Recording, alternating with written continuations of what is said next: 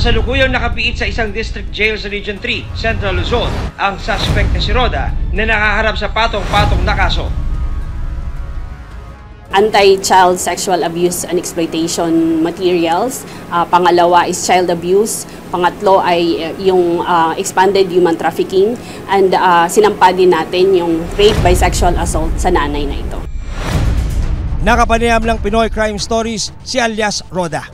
Ayon kay Roda, kahirapan at kagipitan ang nagtulak sa kanya para pasukin ang madilim na mundo ng OSEC. Kwento ni Roda, taong 2018 nang mawalan siya ng tirahan. Go! Rampa! Rampa! Una niyang naipasok sa iligal na kalakaran ang isang anak na si alias Josephine, 13 years old. Rampa muna! At saka sumunod ang isa pa niyang anak na si Micah, 11 years old. Ano pa hinihintay mo? Ayaw mo ba na manika? Samantalang nitong taon, isinali na rin niya maging ang pamangkin na si Vanessa, 8 taong gulang. Nakilala ko lang din po yun sa kaibigan ko. Pag-aay lang po daw yan, magpapadala po daw. Yun. Tapos sabi naman yung kung ano po yung inuutos, yun tulad nung ganun. Tsaka kahit sawayin sila, papagalitan lang sila. Tapos susunod din sila. Tapos after yun, si Sharon din bibigyan din sila ng pera. Wala silang choice din talaga.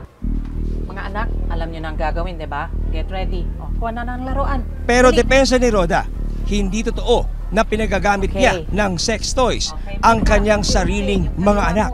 Di man totoong ginagamit, ano lang po yung para lang pumaakit yung kausap namin.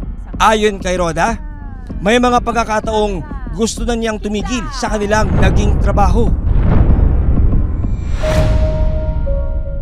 Humingi rin ng tawad si Roda sa kanyang mga anak. Patawarin niyo kung nasalo pa kayo sa ganung buhay ko.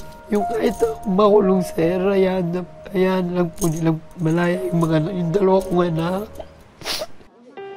Kasalukuyang nasa pangangalaga ng isang shelter sa Region 3 ang 3 menor de edad na biktima ng pang-aabuso.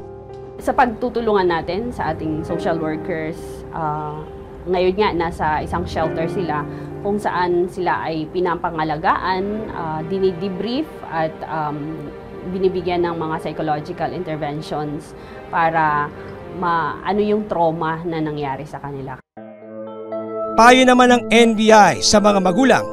Sana itigil niyan na ito. Ay hindi kami titigil para mahuli lahat ng mga gumagawa nito sa mga bata. Kasi kung ang mga nanay, ang mga relatives nila ay hindi kaya nilang protektahan, nandito kami para protektahan sila.